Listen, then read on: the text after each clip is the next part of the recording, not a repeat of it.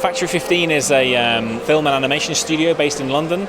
We're all kind of trained in architecture, so we bring a slightly unique approach to kind of filmmaking, where it's a kind of a design-focused approach to kind of storytelling, where we always start with the design of the world and the environments that are kind of within the films, which hopefully brings those worlds to life in a slightly richer way than other kind of films, I guess. That's our unique approach.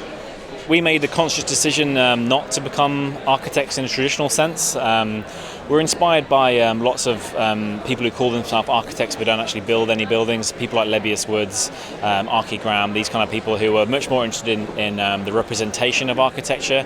And for us, we still make architecture, but for a different audience and with a different endpoint, not necessarily within great spaces like this.